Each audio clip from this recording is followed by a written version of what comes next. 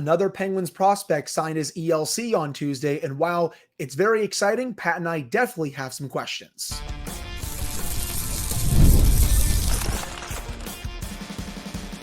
You're Locked On Penguins, your daily podcast on the Pittsburgh Penguins, part of the Locked On Podcast Network, your team every day. Hello and welcome back to another episode of the Locked On Penguins podcast. I'm one of your hosts, Hunter Hodes. You can follow me on Twitter at Hunter Hodes. And back from getting cooked on the beach and getting too drunk every night is my co-host, Patrick Damp. You can follow him on Twitter at Synonym for Wet, and you can follow the show's Twitter at LO_Penguins. Of course, thank you all so much for making this your first listen/watch of the day. We are free and available on all platforms. And finally, today's episode is brought to you by FanDuel. Make every moment more. As the playoffs wind down, the sports stop sporting like we want them to. But this summer, FanDuel is hooking up all customers with a boost or a bonus daily. That's right. There is something for everyone every day, all summer long. Visit FanDuel.com to get started. So, Pat, I discussed on my solo episode that the Penguins signed Brayden Yager to a 3-year entry-level contract. Well, they signed another player to an entry-level contract on Tuesday, signing top goalie prospect Sergei Murashov to a 3-year entry-level contract, and that is going to begin this year because he is officially coming over to North America to play in the Penguins organization. And while I am very excited about this, considering how good he has played in Russia, I definitely have some questions about what this means for the Penguins goaltender situation in general. Pat, you look at this organization as a whole.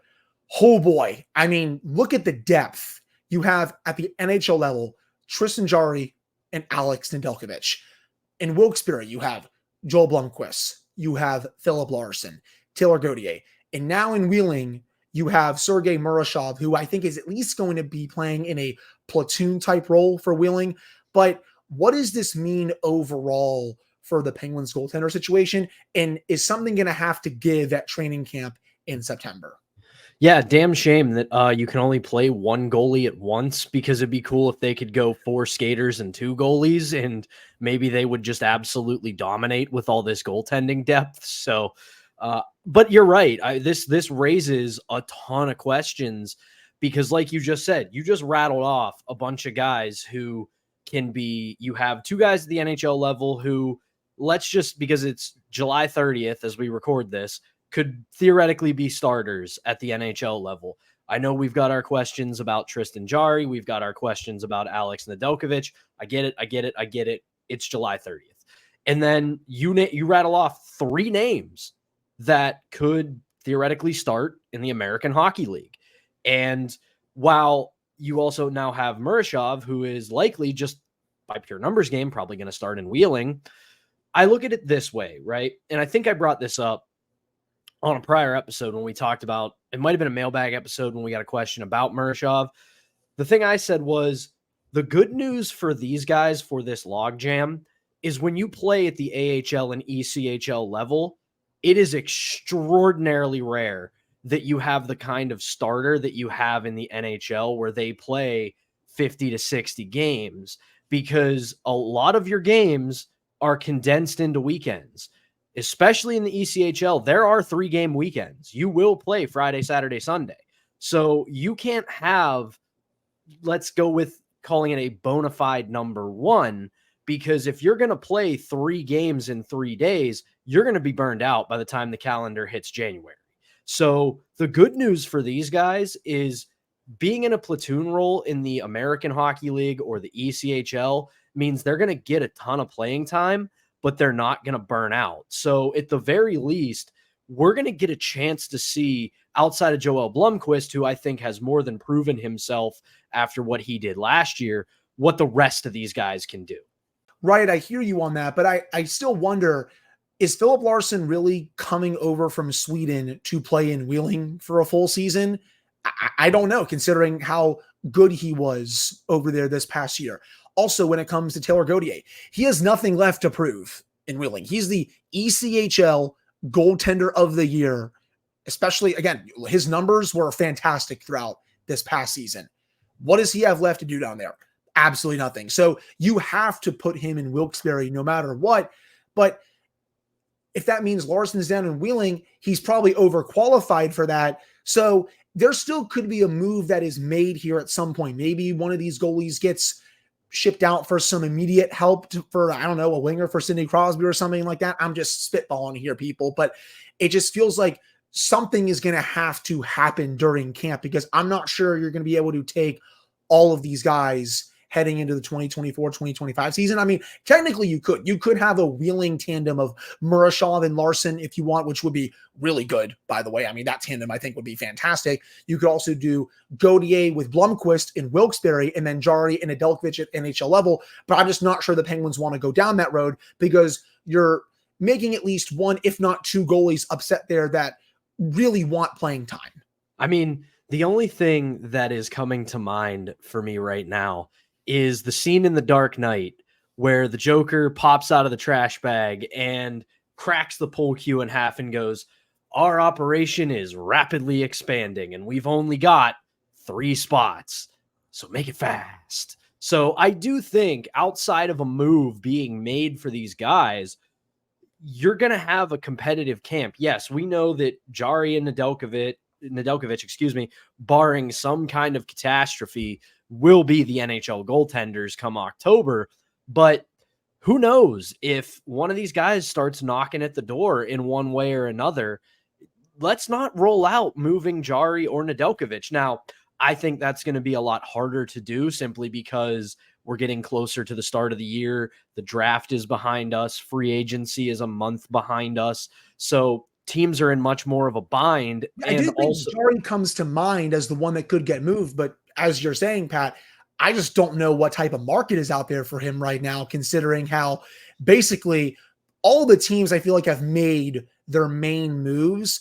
You're probably not going to see that much movement in August. You might see a few moves made, but I don't think you're going to see anything blockbuster type, which is why, again, it's just going to be tough overall. Right. And that's what I was building towards is you look at all the teams that prior to the draft and prior to the opening of free agency had questions in goal. Pretty much all of them have answered that question. And you look at the teams that might still have questions in net. They're not teams that are gunning for a Stanley Cup this year. So the idea of making a big move to get Tristan Jari or Alex Nedeljkovic doesn't really fit into their timeline or their plans. So you kind of think about it from what you might have suggested earlier, which is, okay, is it Philip Larson? Is it Joel Blomqvist? Is it Taylor Gauthier? Do you move one of these guys to get some help for the NHL roster and then go get a career AHLer to fill another spot in net, or a career ECHLer to fill in net for Wheeling? I don't know, but this is one of those things where if there's one position where you want to have more than you need, it's goaltender, both because if it doesn't work, you've always got somebody back there. And if you need to make a move, goaltending prospects are very, very enticing for a lot of clubs. So you have that trade chip sitting right in your stack. So it might not be the worst idea to just have all these guys and just tell them, hey, listen, somebody's going to get moved. Just Kyle Dubas, be straight up with them. Like, hey, somebody might get moved and we don't know who it is. Play your best, do what you can, and maybe we can move you to a better situation where you might be able to climb the ladder faster. But that depends fully upon you putting out the best performance you can. Yeah, I definitely hear you on that. And I do think this is a very good problem to have, because a couple of years ago, the Penguins really didn't have that much goaltending depth when they were playing in that first round series against the Rangers. If they had the goaltending depth at that point that they do right now, I would have liked the Penguins' chances. You know, you would have had someone like a Joel Blomqvist be ready to go in there and potentially steal the series, and you would have had other options behind him as well. But they really only had Louis Domingue, and again, not really much else after him, considering both Jari and Casey DeSmith got hurt. But as for Murashov, man, I am stoked that he's coming over to North America. I'm really fascinated to see how he plays in North America, specifically in Wheeling against some of these top prospects in the ECHL. I'm really curious to see how he also adjusts his game to North America compared to Russia. We kind of lost the thread by playing armchair GM there throughout this segment, but yeah, I'm right there with you. I'm excited to see what this kid can do. Now, again, it's the cautious optimism that I've said to everybody about Murashov, but it comes along with the idea of you look at the fact that he's only 20 and we know how long it can take goaltending prospects to develop. And if he's doing this well in essentially the KHL's AAA league, so to speak, that's a good sign he's doing that at 20 years old. So him coming over and adjusting, if he finds a way to adjust and play similarly to the way he did in the MHL, we might have a future starter on our hands. It might be time for the Penguins to have their own star Russian goaltender at some point here. But his ELC will start this year once again, just because he will be playing for the Penguins organization overall. But that'll do it for this first segment. Coming up in the second segment, we're going to continue the prospect talk as the Prospects Challenge roster has been announced for the Penguins. They will be participating in that once again later this year. Pat and I will discuss who is on that roster and how excited we are to see how the Penguins' top prospects do against some of the other teams' top prospects that will be participating. But before we get to that, we have to tell you all about our first sponsor, and that is FanDuel. I love sports. I love them so much that I never want them to stop. But as the playoffs wind down, we get fewer games and the sports aren't sporting like I want them to. But FanDuel lets me keep the sports going whenever I want. All I have to do is open the app and dream up bets anytime I am in the mood. And this summer, FanDuel is hooking up all customers with a boost or a bonus daily. That's right, there is something for everyone every day, all summer long. So head on over to FanDuel.com and start making the most out of your summer. That's FanDuel, the official sports betting partner of Major League Baseball.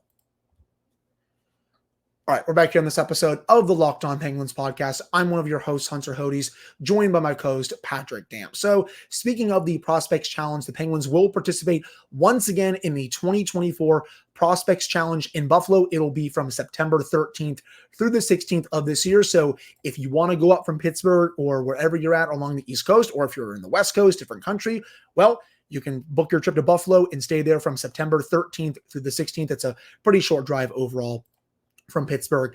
And you look at this roster, Pat, this is easily the best roster the Penguins have brought over for that competition ever since they started participating in it. I mean, for God's sake, Brayden Yager, he's going to be there. Owen Pickering, he's also going to be there. Harrison Brunick, Tanner Howell, they will both be there as well. Sergei Murashov will also be there. Taylor Gauthier will also be there. Tristan Brose. This is a quote unquote, I would say, stacked lineup for the Penguins. And I'm super excited to see how these guys do. Yeah, me too. And to our listeners, if you're looking to go up to that, I highly recommend it. I did a preseason tournament when I was a coach at the Lacombe Harbor Center, and it's a really nice rink. It's really cool. It's worth checking out. So definitely worth your time to go see that. And if you want to catch some, hopefully, future Penguins, go check it out. I will say, though, to your point, this is one of the best prospect rosters that the Penguins have ever sent to this challenge. The downside is they go and play teams like the Columbus Blue Jackets and the Ottawa Senators, who have deep prospect pools. So to the people who are going to watch this, the sickos like us, manage your expectations a little bit, because what you want to look for here more than anything, rather than wins and losses, is individual performance. Kind of, change your brain and hockey watching brain a little bit to when you watch this, rather than seeing how the team plays as a whole and how the outcomes are. Watch how these guys play individually, because they're going up against a couple of teams that are on the upswing of their rebuild. So there's a lot of good players, especially for Columbus and Ottawa, who are poised to take the next step into being actual NHL players, which I would say is a step or two ahead a lot of the guys on the Penguins roster. But you're right. You look at the names. I mean, Yager, we know we have fawned over this guy on this show. Like if I'm the head person, the chairman of the Jeff Carter fan club, this podcast is leading the charge of the Brayden Yager fan club. And Owen Pickering, it's time for him to make a next step. He's got to look great in this. The same thing goes for Taylor Gauthier. I really want to see him have a couple big performances. Granted, yes, it was the ECHL, but this is the kind of goalie who you need him to take a big step. Same thing goes for Murashov. You're going to get your first real look at North American hockey. So let's see how he does there. But overall, like we've been saying, exciting to actually have prospects to want to watch and care about. Right. I'm super excited to see if Braden Yeager can continue his dominant form that he has been in over the last year plus at this point. Obviously, he was great in the WHL this past season. I discussed it during my solo episode. He was tremendous throughout rookie camp. The biggest standout, him and Sergei Murashov, I think, were the two biggest standouts from there. And they'll have an opportunity to back that up at the Prospects Challenge. How does Yeager look compared to some of these other top prospects that will be there? And I'm glad that you did bring up Pickering when it comes to that, because he's been talking it up like, oh, I want to make the Penguins team this year. That's what I see. Well, it's time to go out there and prove it. I mean, we all know he's turning pro this year. He's going to at least start the season in Wilkes-Barre. I still think that's where he's got to get his feet wet a little bit. I don't think he's ready for the big leagues at this point. But if you really want to show this organization that you mean business and you want to maybe do the unthinkable and make this team out of camp, then go out there in this Prospects Challenge and play like you mean it. I'm really curious to see how he does. And also, just to provide the full clarity, Ponomarev and Koivunen for the Penguins will also be in attendance at the Prospect Challenge. Right, and those are the two names I was going to bring up next alongside Pickering. Those are also two guys who have to go out and, yeah, maybe the Penguins team doesn't do all that well in this challenge, this tournament, but you want to see those three do everything close to dominate, because they are all guys who are supposed to be knocking at the door. You don't want them to be passengers on this bus, so to speak. You want them to go out and play like, for lack of a better term, men amongst boys, because a lot of what this tournament is a significant gap. This is kind of this is like a weird science experiment, if you want to go with that, where you have guys who are in their early 20s and guys who are 18 and 19 years old going up against one another. And while that doesn't sound like that big of a difference, the type of hockey experience between those 3 to 4 years is massive. So those three guys, Pickering, Ponomarev, and Koivunen, have to go out and have a great performance. Agreed. And as we said in the first segment, I'm super stoked to see Murashov against some of the other team's best prospects now. Obviously, great during rookie camp. Excited that he's coming over. But now, Pat, seeing what he can do against some of the top prospect systems in the league, I'm really excited for that as well. But I think that will do it for this second segment. Coming up in the final segment, ESPN has released another top list, this time doing the top 25 NHL players of the 21st century. Pat and I are going to give our thoughts on that right after this. All right, we're back here on this episode of the Locked On Penguins podcast. I'm one of your hosts, Hunter Hodes, joined by my co-host, Patrick Damp. So, Pat, I'm sure you've taken the time to look at this a little bit, but some of this list I'm okay with. Some of the other parts, it's kind of meh overall. Just kind of like how I felt about the other big list that ESPN released a few weeks ago. Number one on the top 25 NHL players list of the 21st century, Sidney Crosby. No argument there. If you put anyone else over him, I was going to be very mad online. Alex Ovechkin, number two, obviously very understandable. Connor McDavid, 3, Patrick Kane, 4, Nick Lidstrom, 5, Nathan MacKinnon, 6, Marty Brodeur, 7, Henrik Lundqvist, 8, Evgeny Malkin, 9, Patrice Bergeron, number 10. That is the top 10 for this list. Evgeny Malkin, while I understand why he's at number 9, I think you can make an argument for him to be over a couple of players on this list. I don't mean to offend Nathan MacKinnon, because I understand he is a world-class player, but if we're talking about 21st century, I am putting Evgeny Malkin over him, considering everything he has accomplished at the NHL level, even outside of the 3 Stanley Cups. Again, I know how good McKinnon is. I know what he has accomplished individually, but still for me, I am putting Malkin over him when I look at their careers, at least right now. That can change as McKinnon gets a bit older, but that's just one of the players that I would move down a little bit and put Malkin up a little bit more. I personally think Marty Brodeur is a very overrated goalie in general, but that's just my opinion. I know that's a hot take to people, but I firmly believe that. But what are your thoughts on this list and the top 10 overall? Cool. You gave me a lot to work with, my friend. You sure did. And I will say, 26th Friday was when this came out, and that was my first day on the beach. And what do you think my first read on the beach was? This, because I'm a sicko. Before I got out my Game of Thrones book, I read this. But anyway, first things first, yes, Sidney Crosby. He's the best player of the 2000s. There's no question about it.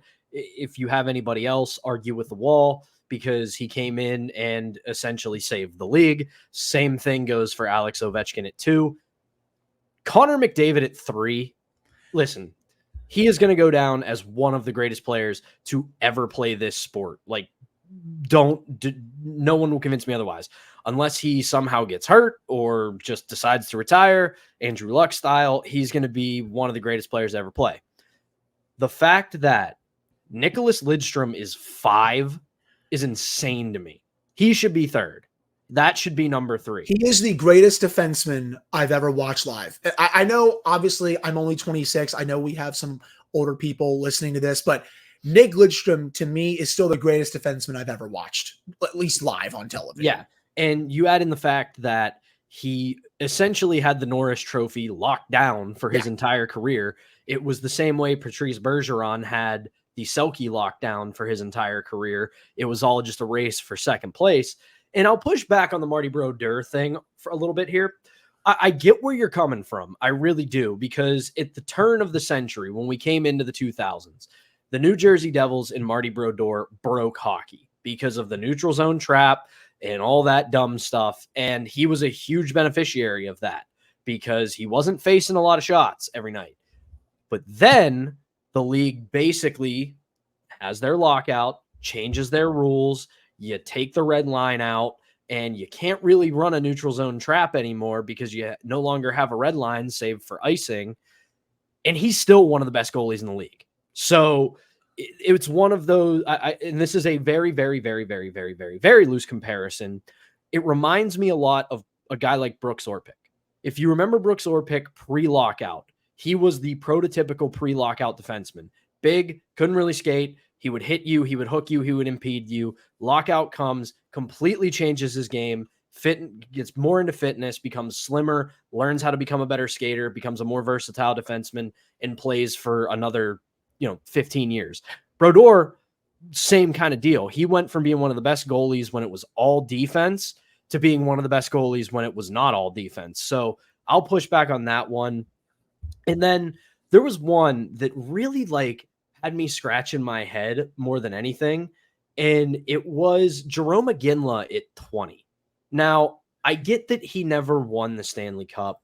I get that he, was chasing it at the end of his career and never got there. But this guy is the model of the power forward in the modern NHL. If you are a power forward, you modeled your game after Jarome Iginla.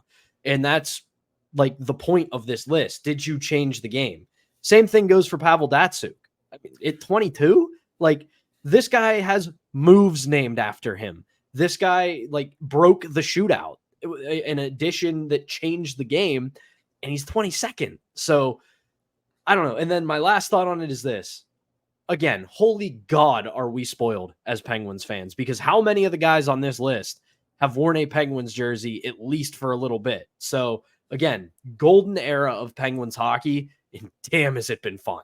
Oh, 100%. And you want to know what they call Pavel Datsyuk, or at least what I called him? The Magic Man, baby. Magic Man. That's what I always call him. But another one that I think people can at least argue, and I would be here for it, is maybe moving Malkin above Patrick Kane. And I understand Kane is arguably the greatest American-born hockey player ever. He's accomplished so much throughout his career. He was absolutely unbelievable when he was with the Chicago Blackhawks. But when you compare their numbers overall, you look at their individual accomplishments, Pat, it's close. You can definitely make an argument, and I would be very nicely seated for it on why Evgeny Malkin should be over Patrick Kane.